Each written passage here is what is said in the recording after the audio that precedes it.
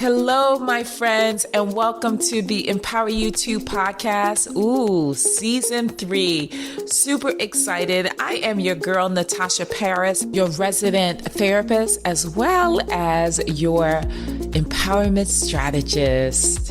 And I will be your guide as you journey through this episode, because what I want to do is give you something that will empower you, that will inspire you, that will motivate you to becoming the best version of yourself.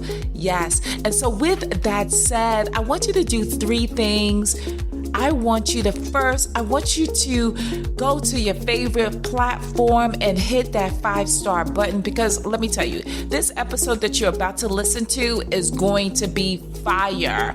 It's going to really support your growth and help you understand that some of the things that you may be doing may not be productive. However, I have some potential solutions that can really change the trajectory of your life. So automatically in advance, I want you to hit that 5-star button on your favorite platform. Second thing is, I want you to share this podcast.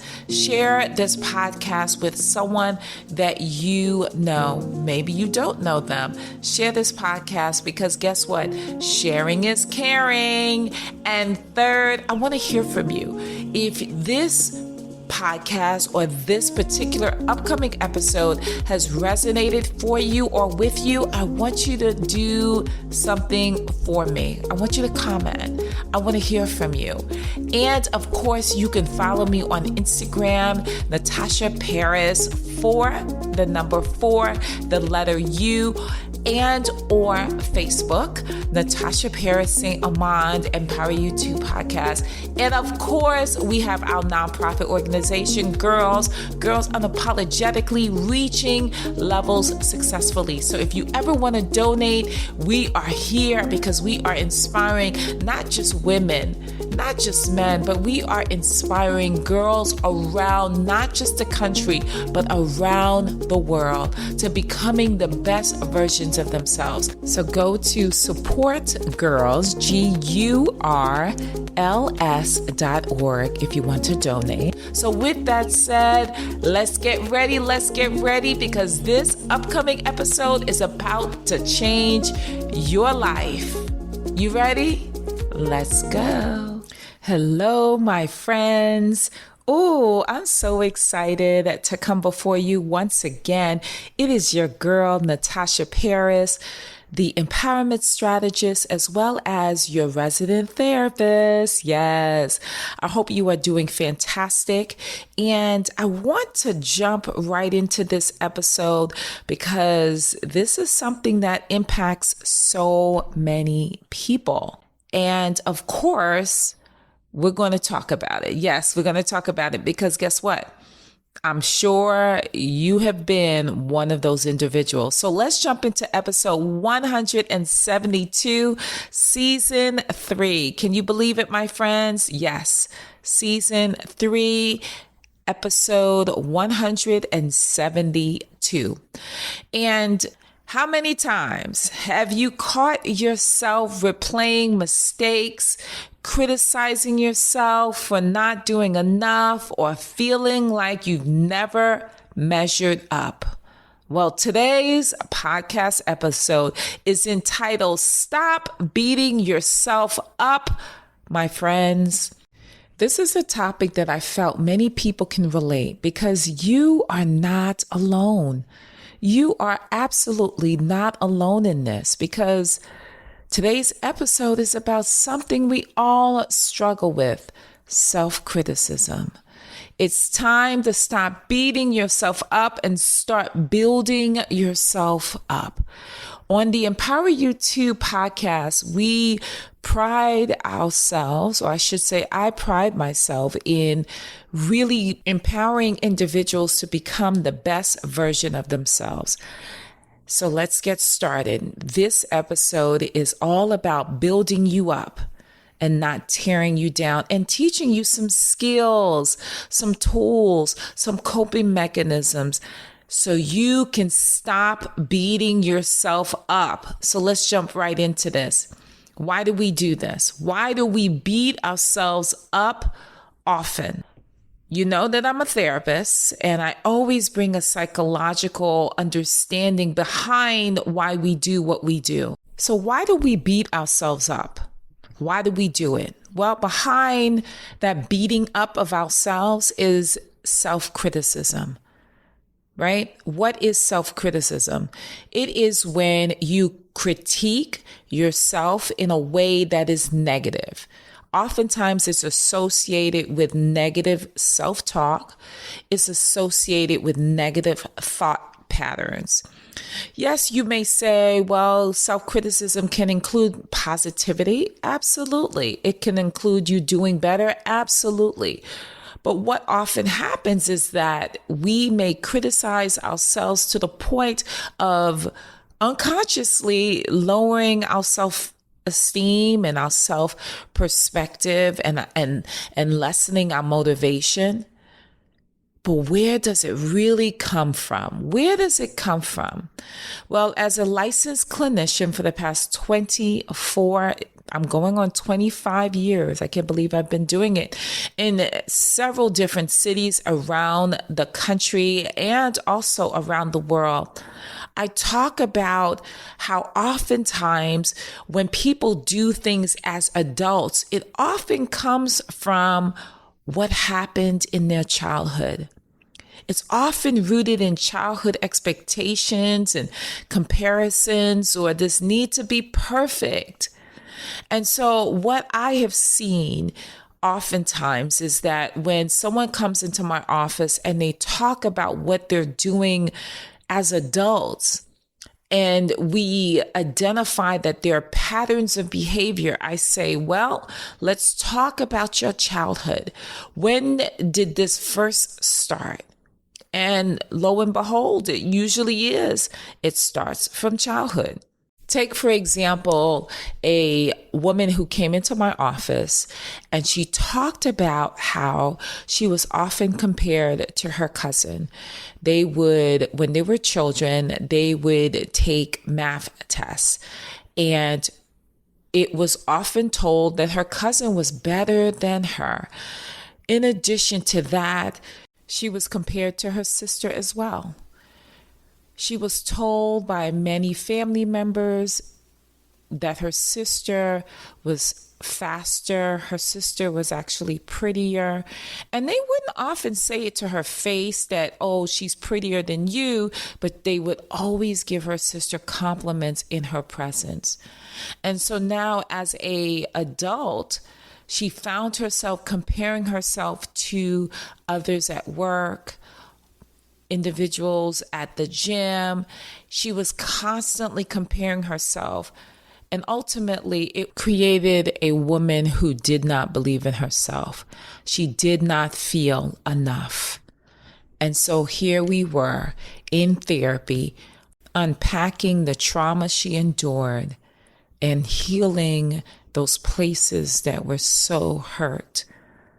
And so, yes, she now did not have anyone else to compare her to. No one was saying it to her. She now was saying it to herself. What's considered to be an additional example? When you miss a workout and you're calling yourself lazy. Yes. Or messing up at work and replaying it for days over and over again. What could I have done? The should've, the would'ves, and the could'ves. Come on now. And comparing your life to what you see on social media. Saying to yourself, geez, I should have been doing this. Look how old I am. And look at this young person. And look at how much they have. What's wrong with me? How often do people do that? So if you are that person listening to my voice and saying, yes, Natasha Paris, you are talking to me, I want you to know that you are not alone. Right? Because we all have an inner critic. We all have it.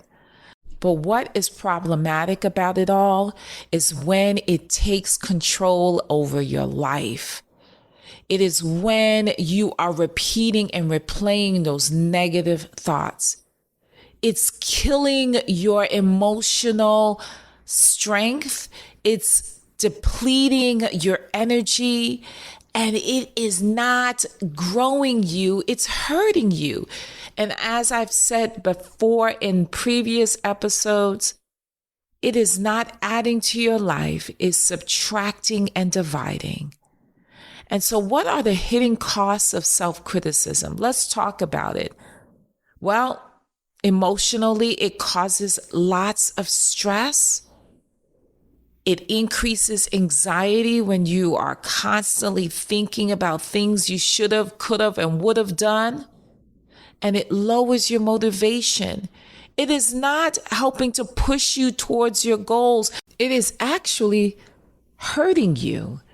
It is preventing you from taking risk. It is saying to yourself that you can't complete the task. It's also saying that all of the things that you've done in the past, you can't let go. So you're not forgiving yourself. You're not giving yourself grace. So self-criticism is a very destructive way of thinking, and it is truly the aspect of beating yourself up to the point where you're not moving, but you are going backwards.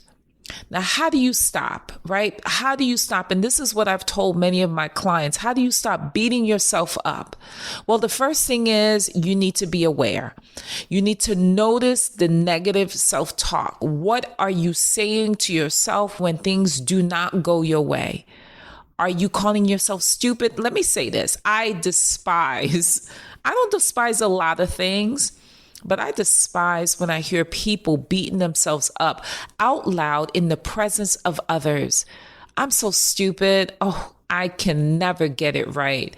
My goodness, my luck, right? You've heard people say that. So notice when you're doing it, my friends. Second, reframe your mistakes. Instead of saying, I failed, say, I learned something today. I learned that I can't do it this way. Not that I am a failure. So I want you to reframe your mistakes. Change your verbiage. Change how you speak to yourself. Once you are aware, then now you have to change how you say and do things, especially when it comes to yourself. Third, I want you to celebrate your wins. Celebrate when things go well. Celebrate the small things. For example, it is important for you to keep track of your daily progress, right? So if you are working on a project and it took 5 hours to complete it, say you did it. Don't compare yourself to someone who did it in 2. Or when you said, oh my gosh, this presentation was very difficult for me to do and I accomplished it. I put it together and I accomplished it. Celebrate those wins. Don't begin comparing yourself to the person that did it faster than you. Now that's a form of self-criticism, okay? And then also it's important for you to practice compassion practices like meditation, affirming who you are and whose you belong to. Reading off scriptures, which is, look, I love to do that. Jeremiah 29:11 is my favorite scripture that says that God has a great plan for you, a plan to prosper you, not to harm you. Affirming what the word says, meditating, and of course, journaling. I am a big proponent on journaling, getting it out on paper, because there's nothing like writing things down, because you're using your senses, your sense of sight to see what you're writing down, sense of touch as you're writing with that pen, right? And then if you say it out loud while you're writing, you are utilizing that sense of hearing. And when you put those senses together, more than one working together, my goodness, it really makes an impact on your spiritual self. It also brings down what you want for your life from the heavenly plane to the physical. And it's helping you to increase your self-esteem. You know how I say, we don't want to subtract from our lives. We want to add and multiply. So journaling really makes a huge difference. And last but not least, number 5, set realistic standards for yourself. You don't need to be perfect to be worthy. Ooh, I'm going to say that again. You don't need to be perfect to be worthy. It's important for you to know that perfection only comes from God, or I should say it is God. You're not a robot. And if you don't get it done within the hours that you've set, that's okay. If you made a small mistake or said something you shouldn't have said, okay, you're human. Just learn from it. That's all you have to do. Just learn from it. So my friends, it's important for you to understand that this week, when you catch yourself beating yourself up, pause, rewrite your thoughts, replace them with kindness and grace. It shifts your energy. It shifts you. Right? So this week, when you catch yourself, I'm saying this because I mean it. I mean that you need to be very intentional and purposeful when it comes to you doing the things that you shouldn't be doing to yourself, right? We need to shift your energy. And then one of the things that I often say, even in my own life, is that in order for me to be better, I have to do better.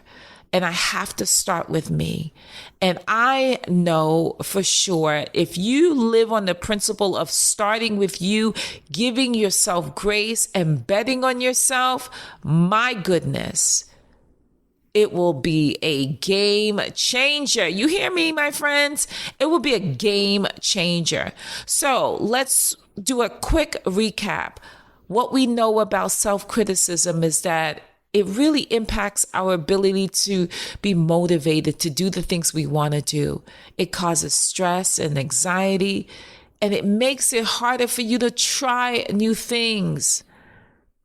Well, you know what? It's important for you to really identify the 5 things that you should be doing to avoid beating yourself up. First, be aware. Notice when you're talking negatively about yourself. Saying things like, you're so stupid. You know, I despise that word, right? I don't like it. And you should too, okay?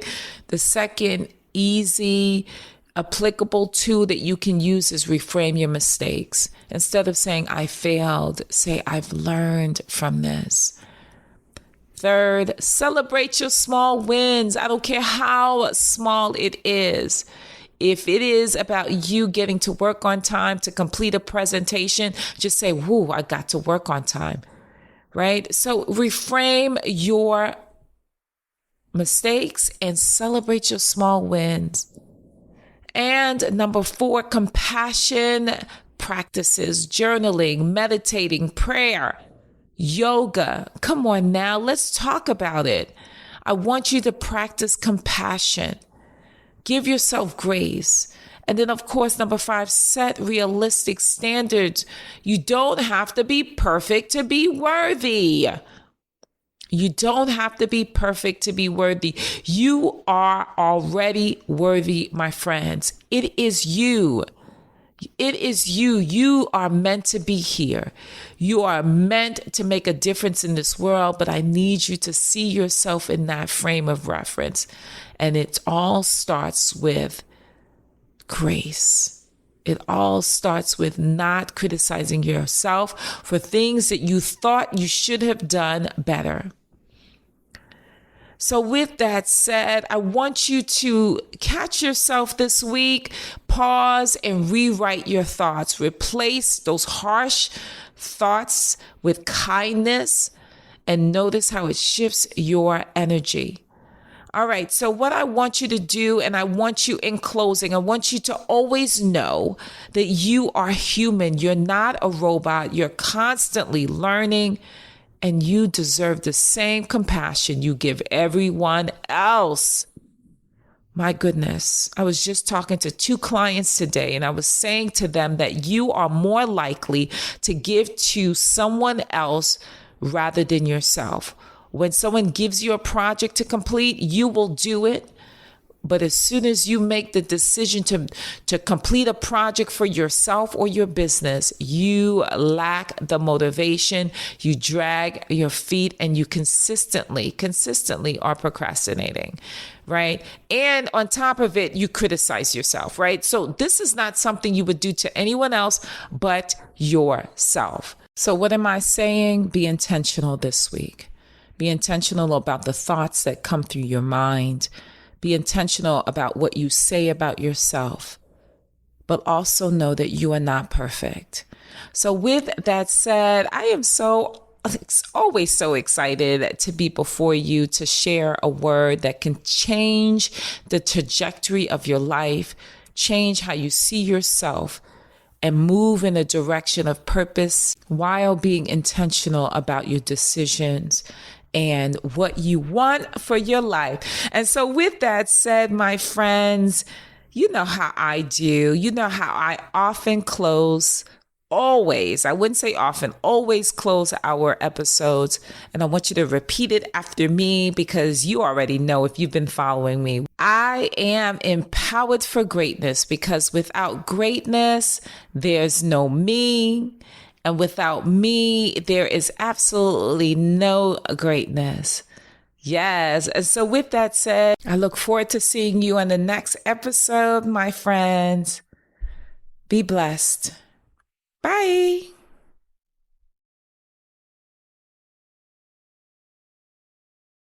I look forward to seeing you on the next episode, my friends.